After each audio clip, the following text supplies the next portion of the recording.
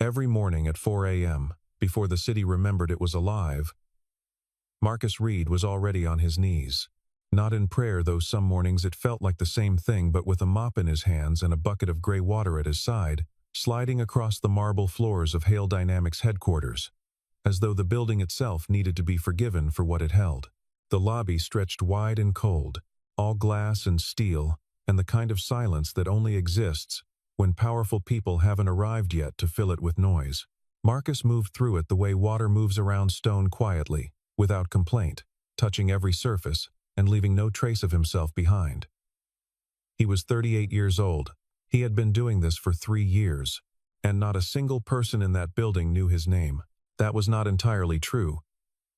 They knew what to call him. "Hey, you. The janitor. Maintenance."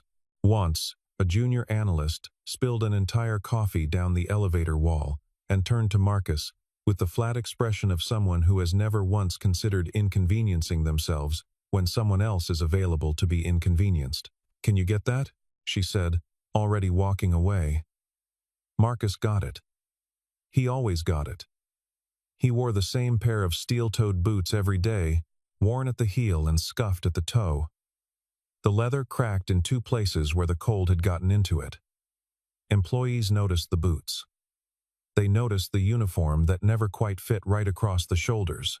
They noticed the way he ate his lunch, alone at the corner table in the break room, a thick paperback propped against his thermos, reading something that no one in that room would ever voluntarily pick up. Supply chain optimization, lean manufacturing principles, the history of industrial automation. One afternoon, a group of analysts spotted the book cover and laughed loud enough that Marcus heard them from across the room. He turned the page and kept reading. The truth was that Marcus had ideas, real ones. He had been watching the building's HVAC system run at full capacity even on mild days for months, and he had run the numbers in a notebook he kept in his locker. Rough estimates, conservative projections, nothing fancy. Just logic applied carefully over time. He brought it to his floor manager one Thursday morning, before his shift officially started. He held out the notebook and explained, simply and without drama, that the company was spending somewhere between $40,000 and $60,000 a year more than it needed to on energy costs, and that a phased adjustment to the climate control schedule could recover most of it. His manager looked at the notebook. Then, he looked at Marcus. Then he looked around the room to make sure other people were watching before he started laughing. It was not a small laugh. It was the kind of laugh designed to be witnessed, to confirm a shared understanding between everyone present that the person in front of them did not belong. Other employees smiled. A few joined in. Marcus stood very still, the way he always stood when something cost him more than he let on. He took the notebook back. He did not say another word about it. He went back to mopping the floors. Vanessa Hale was 35 years old and had run Hale Dynamics for 4 years, having taken over from her father with the efficiency of someone who had been preparing for it since childhood. She was not cruel in the way that people who enjoy cruelty are cruel. She was indifferent, which is a different and in some ways worse thing. She moved through the office in tailored charcoal suits, her posture carrying the particular straightness of a person who has never had to make themselves small in any room. Employees tensed when she walked by. Department heads rehearsed their reports the night before. She had restructured 3 divisions in her first 18 months, eliminated redundancies with the calm precision of a surgeon removing tissue that had stopped serving its purpose, and she had not lost a night of sleep over any of it. She was respected. She was feared. She was, by any conventional measure, winning. Marcus had been in the same room as her perhaps a dozen times, always as background, a figure with a mop, a presence no more significant to her than the potted plants or the elevator music. She had never once looked at him directly. It was on a Tuesday evening in late October, with rain hitting the windows in long gray sheets, that Marcus overheard the conversation that changed everything. He was in the corridor near the executive conference room, collecting trash from the waste bins along the wall, when 2 senior managers came out of a meeting still talking. They were discussing the company's real estate holdings, specifically a property behind the old industrial complex on Warehouse Row A garage that Hale Dynamics had acquired as part of a larger land deal 7 years ago and never used. "She wants it gone," one of them said. "Just write it off. It's a liability at this point." The other one shrugged. "Nobody's going to buy it. It's a worthless pile of junk." They walked away. Marcus stood very still in the corridor for a long moment. Then he finished emptying the trash bins and went back to work, but something had shifted behind his eyes. He had passed that garage dozens of times on his route to work. He had noticed things about it that people in moving cars never notice. He had been noticing them for a long time. Marcus Reed had not always been a janitor.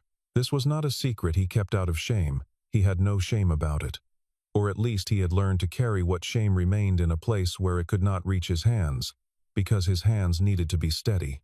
He had grown up in a small town in eastern Ohio, the son of a mechanic who taught him that a broken thing was just a thing waiting for the right attention. By the time Marcus was 17, he could diagnose an engine problem by sound alone. He earned a degree in mechanical engineering from a state school on scholarship, working nights at an auto shop to cover what the scholarship didn't, and graduated into a world that was just beginning to talk about automation and advanced manufacturing as though they were ideas rather than the daily reality of people who had spent their lives working with their hands. He had a gift for it, not just the theory, the real thing.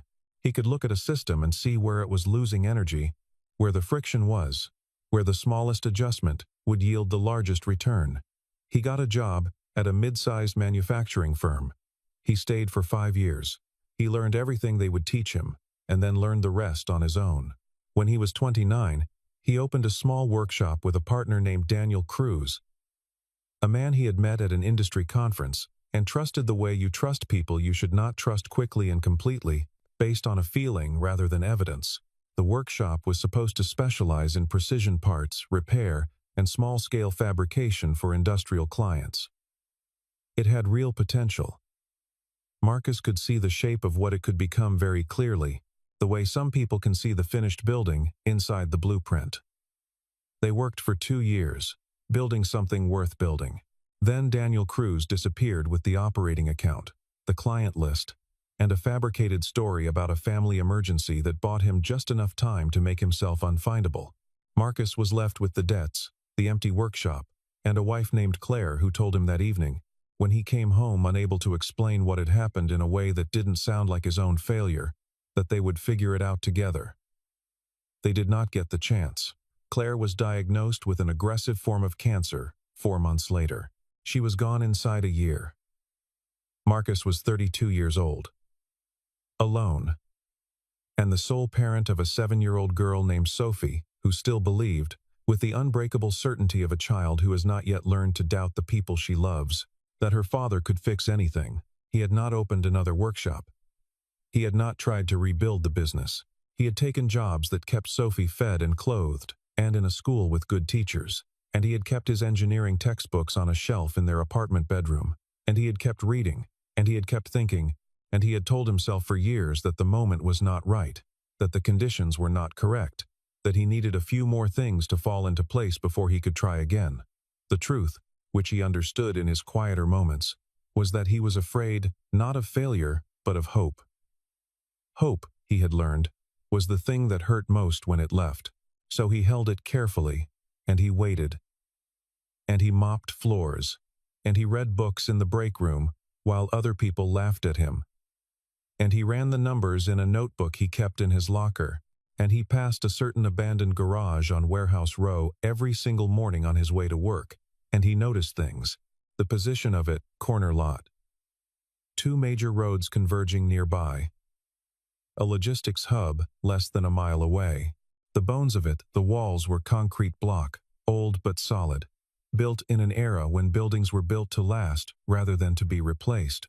The electrical junction boxes on the exterior wall, which were a specific configuration that Marcus recognized, because he had spent 3 nights the previous winter reading about post-war industrial infrastructure in their city. The way the lot sat slightly elevated, which meant no flooding risk. He had been noticing all of it for a long time. He had exactly $1,000 in a savings account he had been adding to, in small amounts for 2 years. That was not a coincidence. Marcus did not make the request impulsively. He thought about it for 9 days after he overheard the conversation in the hallway. He researched the property records at the city registrar on his days off, spending 2 afternoons cross-referencing permit numbers and zoning classifications. He ran calculations in the notebook until the pages were dense with his small, careful handwriting. Then, on a Monday morning, he submitted a written request through the company's internal facilities management system, asking to purchase the Warehouse Row garage at market value. He included a brief note stating his interest in the property and his willingness to complete the transaction quickly. The response arrived the same afternoon. Not in writing, in person.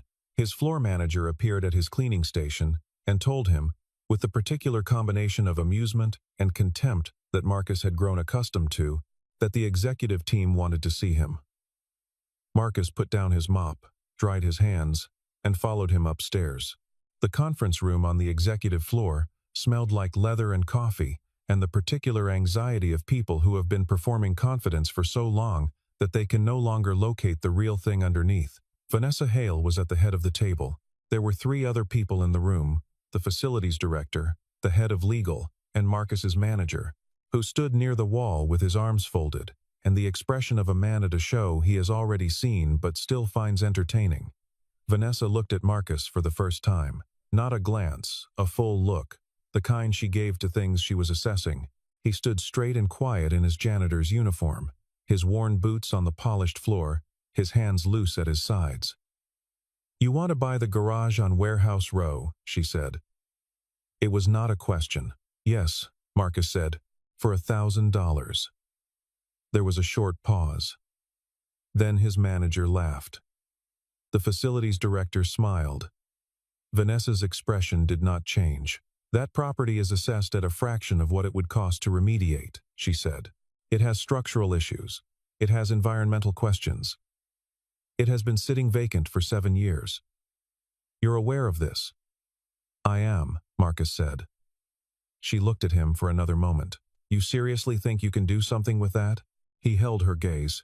"Sometimes," he said, "people throw away things they don't understand." The room went quiet in a different way than before. Vanessa's eyes did not leave his face. Then she looked down at the folder in front of her and said, quietly, to the legal director, "Draw it up." She signed the papers that evening.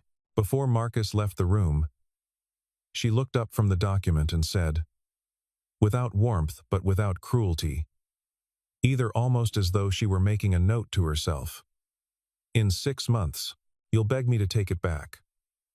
Marcus nodded once and walked out. 2 people in the hallway had their phones out. He noticed, but said nothing. He took the long elevator ride down to the lobby and put his mop away and finished his shift and drove to Warehouse Row after midnight with a flashlight. The garage was everything they said it was and everything he knew it was at the same time. He pushed the rusted door open and stood inside for a long moment, letting his eyes adjust. The air smelled of old oil and rust and something alive, rodents, probably, in the walls. The ceiling had 2 sections where rain had found its way through and left long dark stains across the concrete. Old machinery hulked in the corners under tarps that had themselves decayed past usefulness, and the floor was buried under 2 decades of grime and broken glass and the miscellaneous debris of a space that has been abandoned long enough to become a place where things go to disappear. A rat ran across the far wall and vanished into shadow. Marcus swept his flashlight slowly across every corner, every wall, every ceiling joint. He walked the perimeter. He knelt in 3 places and pressed his palms flat to the floor. He found the old electrical panel on the interior north wall and opened it carefully and looked inside for a long time. He found what he was looking for under a section of rotted wood paneling near the back, a series of permit plates, metal tags screwed into the wall from the original construction in 1973. He read the numbers. He read them again. He stood up slowly and looked around at the darkness and the rust and the rats and the ruin. And then Marcus Reed smiled for the first time in a very long while. The next 90 days were the closest thing to war that Marcus had ever experienced. Fought not with weapons but with time and will, and the stubborn refusal to sleep more than 5 hours a night. He kept his job at Hale Dynamics. He could not afford to quit it.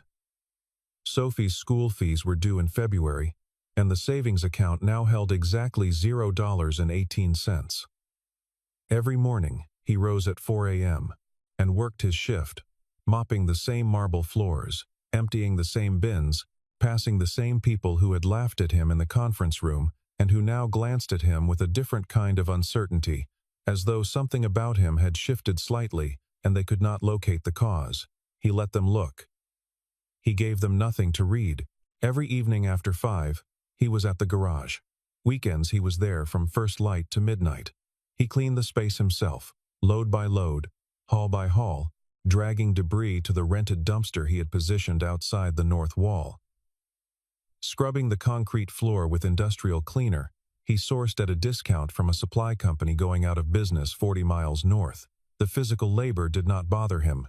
He had been working with his body and his mind simultaneously since he was a teenager, and he found a particular kind of clarity in it, the way a problem that looks enormous at a distance resolves itself, section by section, into a series of manageable tasks, once you are close enough to touch it.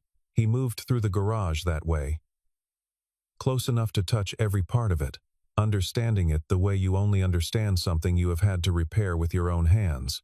The electrical work he did himself, carefully and correctly, consulting manuals and code books, and making every connection with the precision of someone who understands that a mistake in the wiring is a mistake you eventually pay for with your hands or your life. He replaced the 2 damaged roof sections using reclaimed metal he found at a salvage yard, haggling the price down and then hauling it himself in 3 trips in his old truck. The bank told him no on a Tuesday. A different bank told him no on a Friday. A credit union said they would consider it, and then stopped returning his calls. A private lender quoted him an interest rate that would have made the whole calculation impossible, and he thanked her politely and drove home in silence. He had a former colleague from his engineering days, a man named Frank Okafor, who had gone on to become a machinist running his own small shop, who agreed to loan him $4,000 at no interest because Frank had seen Marcus work and understood that Marcus's word was a better instrument than most contracts. Marcus built his initial equipment inventory piece by piece, refurbished tools acquired at estate auctions, a used CNC machine he found through an online listing from a factory that had closed in Detroit, a laser measurement device with a cracked housing that he repaired with a soldering iron and patience. He was not building a workshop.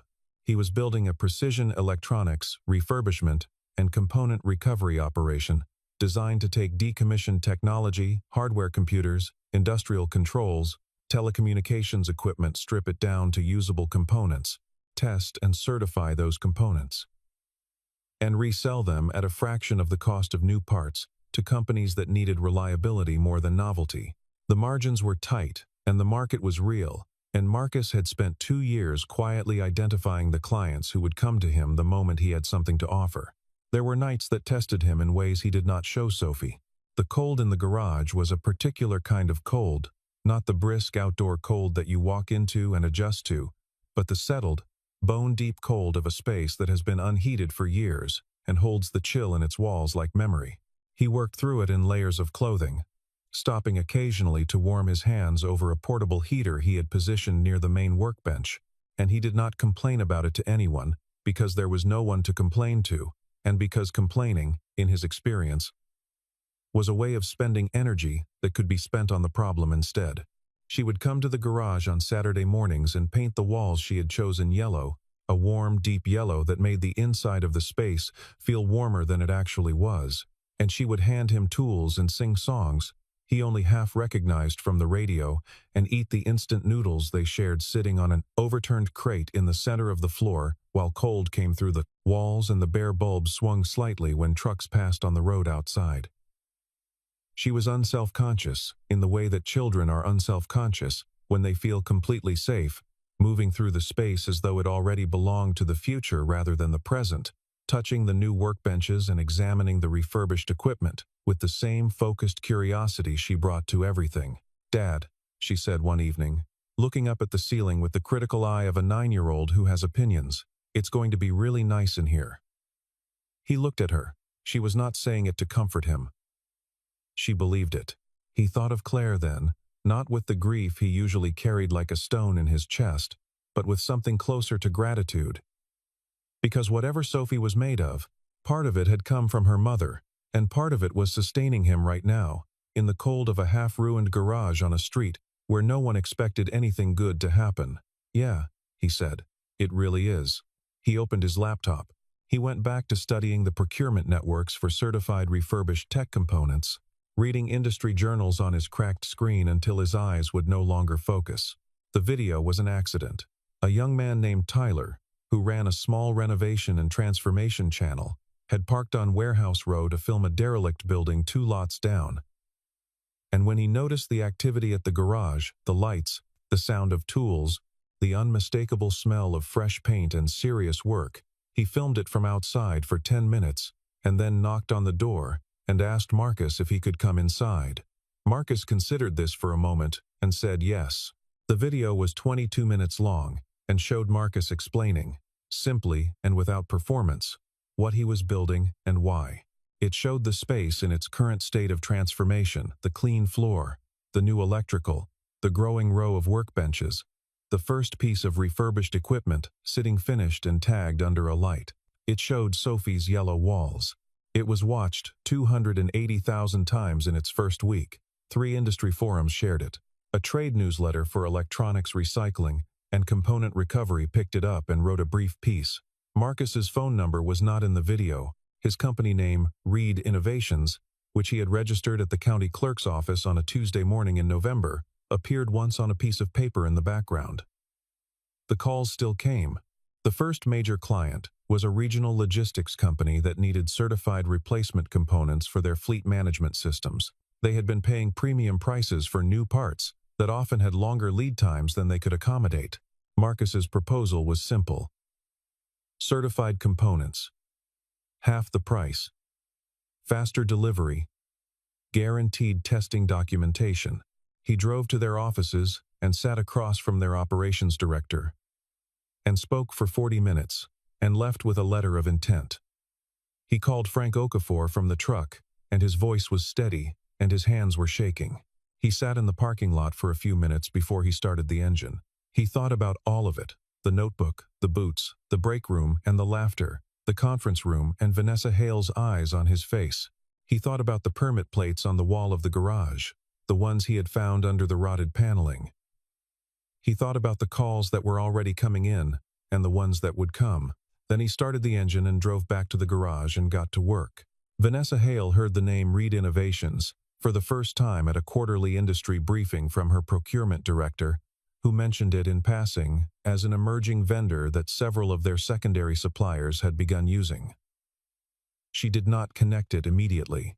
The second time she heard the name was in a conversation with her head of operations, who noted that 3 companies they had recently lost as clients had cited cost savings from alternative component sourcing as part of their decision. The address listed in the vendor registry was on Warehouse Row. Vanessa went still for a moment, in a way that the people in the room did not know how to read. Then she said, "Get me everything on them," in a voice that had gone very quiet. And the room moved quickly. What came back was a file that took her a long time to read. Not because it was long, but because she kept stopping. She drove to the garage herself on a Thursday afternoon in March. She parked on the street and sat in the car for a moment before getting out. She could see, through the refurbished industrial windows that had replaced the boards, movement inside. Light. The kind of clean, purposeful light that serious work produces. She had driven past this block perhaps 100 times in her life, without once looking at the building as anything other than an eyesore on a street she had no reason to care about. She looked at it now. She thought about the word she had used, worthless, and the carelessness with which she had deployed it, the ease of it, the way certain words cost the speaker nothing and cost everyone else a great deal. She got out of the car. She walked to the door and knocked. A young woman in a gray work apron answered, nodded politely, and went to get Marcus. He came around a partition of shelving and stopped when he saw her. He did not look surprised. He looked at her with the same steady calm that had unsettled her in the conference room, and he said, "Miss Hale," and stepped back to let her in. She walked inside slowly. The space that she remembered as a concrete ruin, the place she had called a worthless pile of junk, had signed away for $1,000, while her staff laughed, was something else entirely now. The floor was spotless. Workbenches lined 3 walls, each one lit from above and covered with equipment in various stages of disassembly, repair, and testing. At the far end, a row of finished units sat logged and tagged on metal shelving. 4 employees worked quietly, and with the particular focus of people who like what they are doing. A hand-lettered sign above the main workbench read "Reed Innovations" in clean block letters. Sophie's yellow walls glowed under the lights. Vanessa stood in the center of it and said nothing for a long time. Marcus stood nearby and did not fill the silence. He had learned a long time ago that silence, in the right moments, says everything necessary. She asked about the permits. He explained them. The original 1973 construction included a specialized manufacturing license tied to the property rather than the operator, a clause from an era of industrial development incentives that had never been formally voided because no one had ever looked closely enough at the paperwork to realize it was still there. The license conferred certain zoning advantages and regulatory exemptions that would have cost a new operation hundreds of thousands of dollars to replicate through conventional channels. The property she had called worthless was, by this measure, extraordinarily valuable, and it was legally and completely his. He said all of this plainly, without triumph in his voice. Because the triumph was not the point. She looked at him for a long moment. Then she said, "You knew." He said, "I suspected.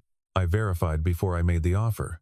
She said, "You knew what it was worth, and you offered me $1,000. He said, "You set the price. You also said no one would buy it." She had nothing to add to that.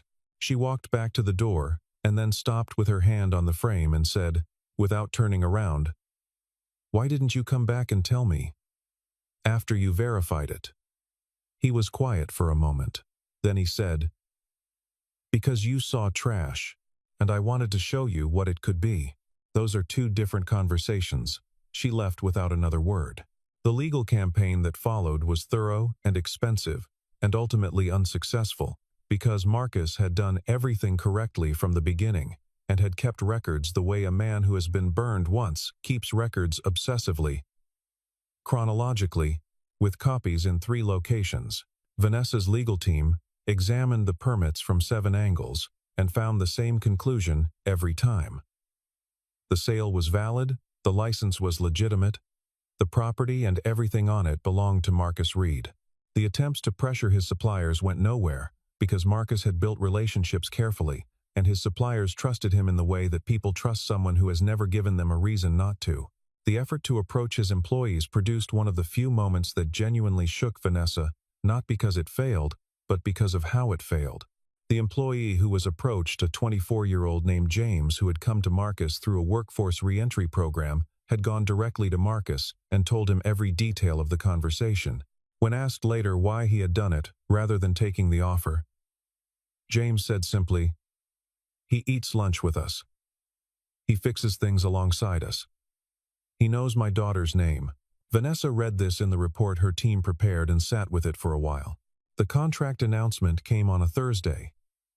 $8 million. A 2-year agreement with a national electronics manufacturer to serve as their certified component recovery partner. The number appeared in a trade press release that Marcus's new communications assistant, a recently graduated business major named Priya, who had found the Tyler video and emailed Marcus a very organized pitch for her own services, had drafted and distributed to the relevant outlets. By Friday morning, it had been picked up by 2 business publications and 1 mainstream technology site. By Friday afternoon, Vanessa's board was asking questions she did not enjoy answering. The Hale Dynamics stock moved in a way that the analysts attributed to market sentiment, but that Vanessa understood more precisely as the particular consequence of having been wrong, in a way that other people can now see. What Vanessa discovered about Marcus's past, she did not find in any professional database. She found it in a conversation with her own father, retired now and living in a house on the lake outside the city, when she drove out to see him one Sunday in April and found herself unable to discuss what she had actually come to discuss until he poured the second cup of coffee and set it in front of her without asking, and she finally said, "Did you know there was a man named Marcus Reed working in the building?" Her father looked at her over his coffee cup with the particular expression of a man who has been waiting for a conversation to arrive.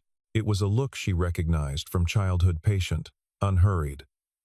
The look he wore when he had something important to say and understood that the moment for it had to be exactly right. He said, "The engineer." She stared at him. He told her that 7 years ago, before his retirement, Marcus Reed had been working at a company that serviced Hale Dynamics facilities. He had been the one to identify a specific failure in the building's HVAC ductwork that, under certain conditions, would have fed combustible material into the electrical corridor on the 4th floor. It was a slow-developing problem that the inspectors had missed and that Marcus had spotted during a routine maintenance call. He had flagged it, documented it, and recommended the repair. He had done it in writing with his own name on it, and received a brief acknowledgement and nothing else, because the company that employed him at the time did not think it necessary to escalate the recognition, and because Marcus did not push for it. Her father set down his coffee cup. "He saved your building," he said. "He may have saved the people in it. And then he ended up mopping your floors 3 years later. And no one knew who he was." Vanessa drove home in the dark and sat in her car in the driveway for a long time. The recording she found later, surveillance footage from a maintenance corridor, date-stamped 2 years earlier, showed Marcus at 11:45 at night, long after his shift had ended, on his hands and knees fixing a leak in a pipe that he had noticed during his evening rounds. No one had asked him to. It was not his job. He was not on the clock. He had simply seen something that needed to be fixed and fixed it, the way he had always approached every broken thing in his life, not because someone told him to, not because there was a reward waiting, but because the gap between a problem and its solution was a space he could not comfortably occupy. That was who he was. It had always been who he was. She watched the footage twice. Then she closed the laptop and sat in the silence of her office for a while, with her hands flat on the desk, looking at nothing in particular, rearranging the way she understood the years that had just passed. The afternoon Vanessa Hale came to the garage and did not bring lawyers was a Thursday in May, 6 months, and 11 days after Marcus had signed the purchase papers in the conference room. She came alone. She wore a gray sweater instead of a suit. She knocked and waited, which she had not done the first time. Marcus opened the door and looked at her and said nothing. She said, "I'd like to talk, if that's all right." He stepped back. She came inside. They sat across from each other at a work table in the back of the garage, the finished units glowing on the shelves behind Marcus, Sophie's yellow walls surrounding them on 3 sides, the city moving outside the window in the ordinary way that cities move when something small and significant is happening somewhere inside them. Neither of them said anything for a moment. Marcus waited. He had learned, through years of being the person in the room that others did not consider, that the person who speaks first is often the one with more to lose from the silence.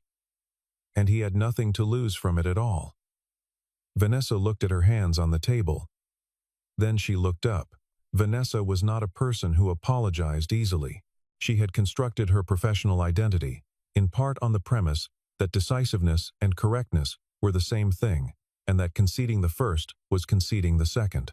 She understood, sitting here, that this had been a costly and incorrect belief. She said, "I've been thinking about how I see people." He waited. She said, "I don't think I see them.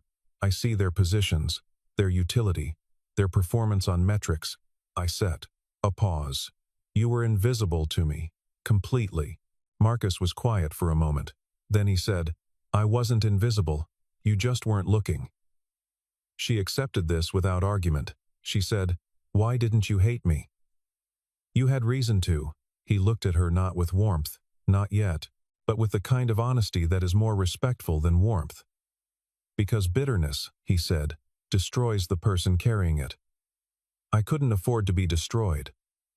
I had too much to build." She was quiet for a long time. The city moved outside. Somewhere in the garage a machine made its small, precise sounds. Someone laughed in the front section of the building. one of his employees, and the sound was easy and unguarded. Vanessa noticed it. She noticed what it sounded like, a room where people were not performing. "I want to offer you a partnership," she said finally. "Not a takeover. Not an acquisition. A partnership. Hale Dynamics has distribution capacity you could use. You have a process we can't replicate," he said. "I turned down 200 million. She said, "I know." He said, "I'll think about it." She said, "I have one more thing to do first." He waited. She said, "I want to apologize, formally, to you and to the board." The room was very still. "You don't have to do that," he said. "Yes," she said. "I do." She called the board session for the following Monday. Vanessa Hale stood at the head of the conference table where, 6 months ago, she had signed the garage away with amused contempt, and she spoke for 14 minutes about the way she had treated a man whose insight, huile, and character surpassed most of the executives sitting in the chairs around her. She named Marcus Reed.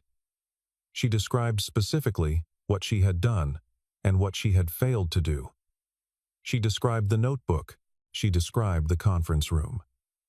She said that she had made the sale as a joke, expecting failure, and that her expectation had said something about her judgment that she was not proud of and could not ignore. She said she had assessed people by their titles and their coordinates within an organizational chart, and that this was not insight, it was laziness, and that it had cost her company and cost her something harder to quantify but more important. She took no mitigating circumstances and offered no justifications.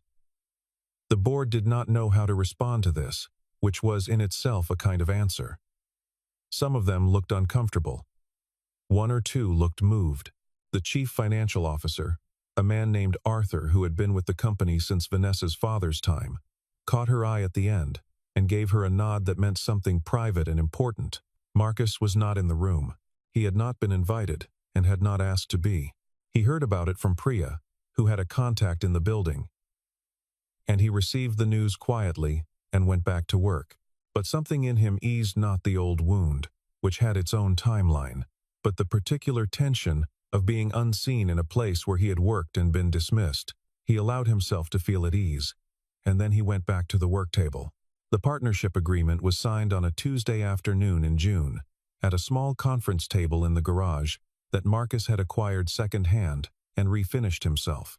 The terms were equitable and carefully negotiated by a lawyer. Marcus had hired a precise and unimpressed woman named Helena, who had reviewed every word twice and added 4 amendments that protected Reed Innovations' independence entirely.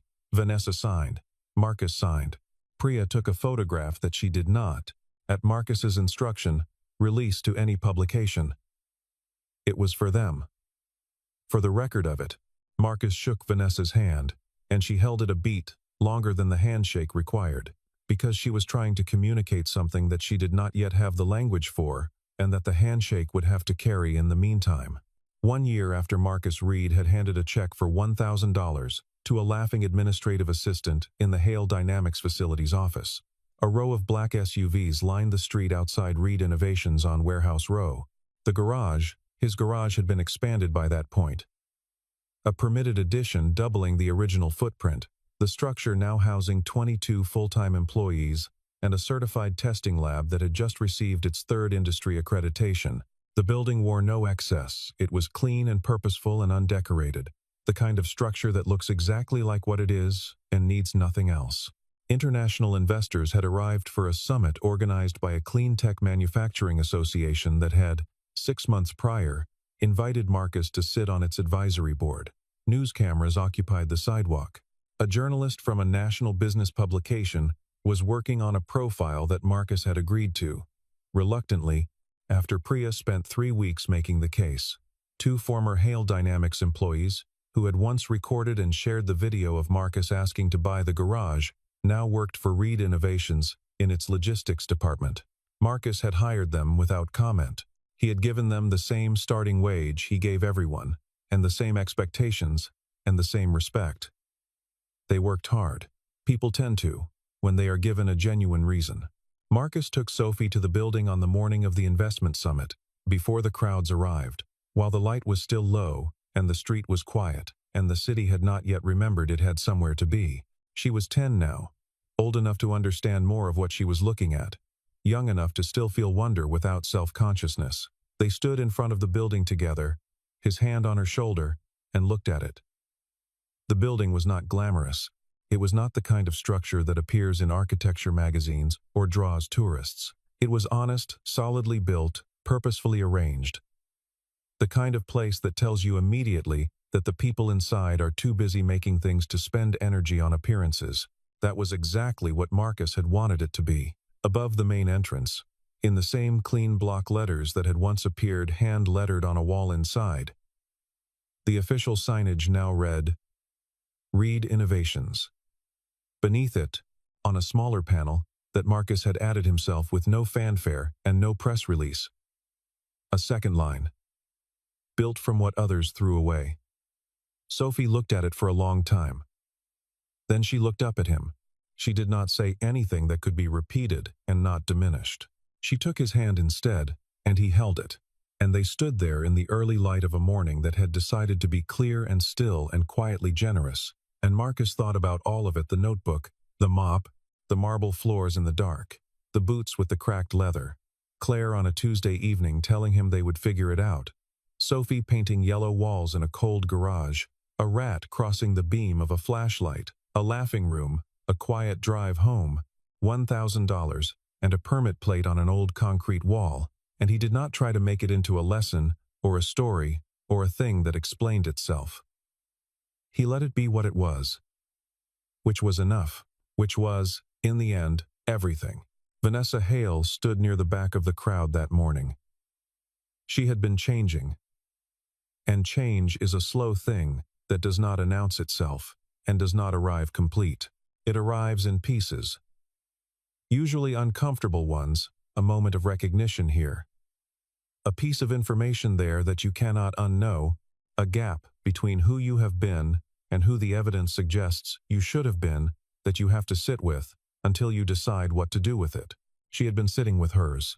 She had restructured the way her company's performance reviews worked, adding qualitative dimensions that her HR team had initially resisted and then quietly begun to value. She had started eating lunch with different people, not by department, not by title, but randomly, deliberately, trying to learn what the building actually contained. She had reinstated Marcus's energy-saving proposal, submitted it to her facilities team under his name with full credit, and implemented it. The annual savings were $47,000, which was almost exactly what Marcus's notebook had projected 3 years ago.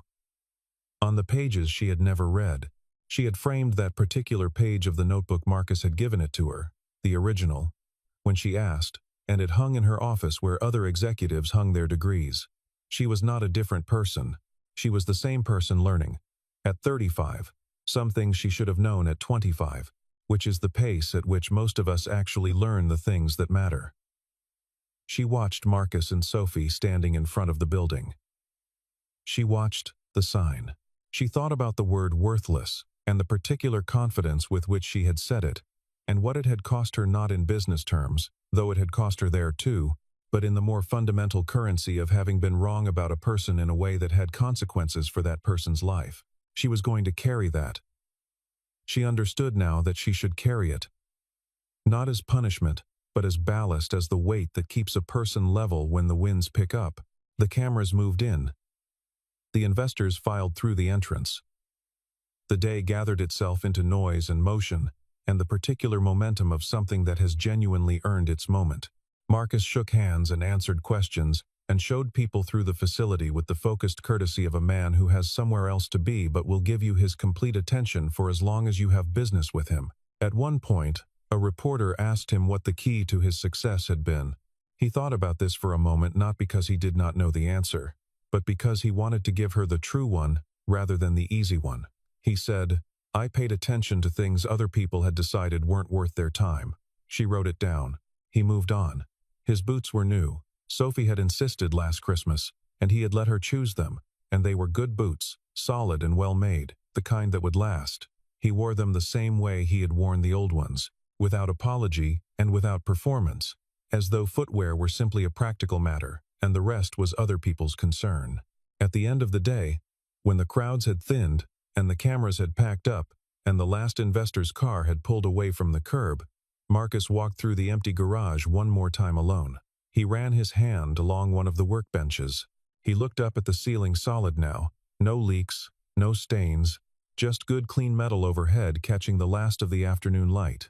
He stood for a moment at Sophie's yellow wall, still yellow, still the original coat she had painted, preserved and repainted to match exactly when the renovation added the new section, because some things you do not change just because you have the means to. He turned off the lights, section by section, the way he had learned to do from a book on energy conservation that he had read 3 years ago on his lunch break, while someone nearby laughed at him. He locked the door. He stood outside for a moment, in the cooling air of the early evening, with the city going on around him in its ordinary and extraordinary way. Traffic and voices and the particular urban light that arrives when the sun goes down and the windows take over. He looked up at the sign one more time, built from what others threw away. He had not written those words to make a point to anyone. He had written them because they were true, and because truth, stated plainly and without embellishment, tends to be the most durable material there is. Then he got into his truck and drove home to make dinner for his daughter.